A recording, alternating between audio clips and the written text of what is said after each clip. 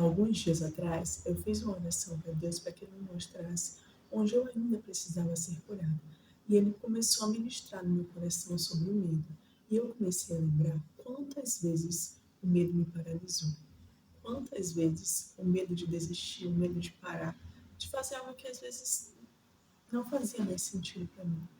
Mas eu tinha medo de perder tempo. Deixa eu te contar uma história. Alguns anos atrás, eu estudava muito para concurso. Eu estudei o primeiro ano, não passei, se não me engano, o segundo ou terceiro ano, não passei.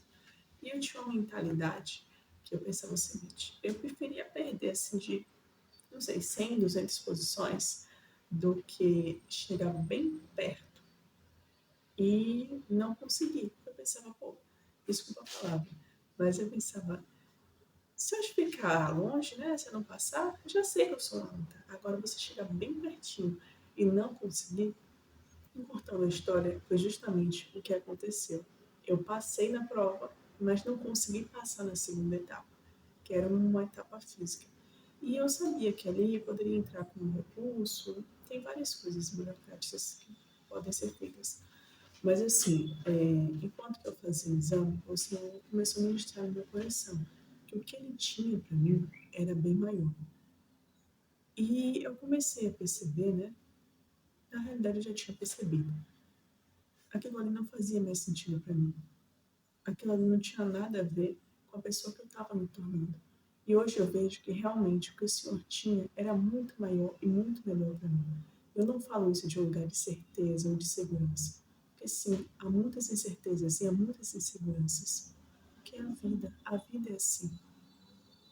A gente tem que aprender a lidar. A gente tem que aprender a não deixar o medo paralisar a gente. Porque eu perdi tanto tempo investindo em algo que eu já sabia que não era para mim.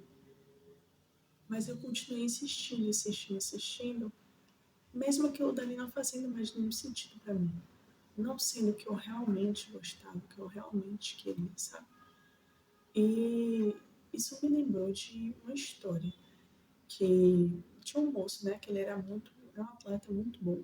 E ele passou na faculdade, mas a mãe dele ficou com medo dele ir, sei lá, de fazer alguma coisa com ele, com perversidade. Ele acabou não indo, recusando a bolsa.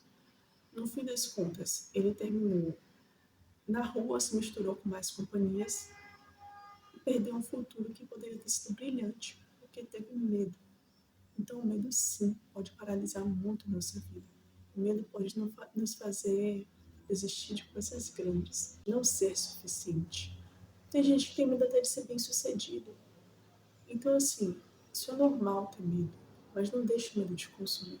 Tem pessoas hoje que estão em cima de uma cama porque tem medo.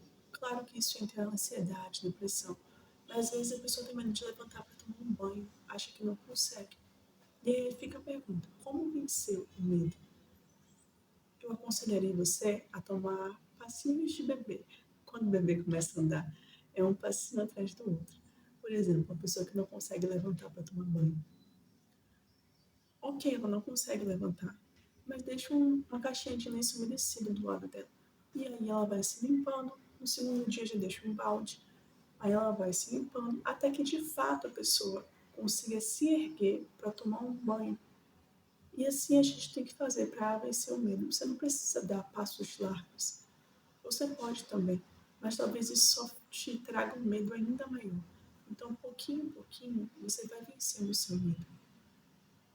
Ter coragem não é ausência de medo, mas é entender que você não pode deixar o medo te paralisar, não pode deixar o medo te destruir, não pode deixar o medo roubar o seu futuro. Hoje é isso, continue abençoado e lança fora esse medo, tá?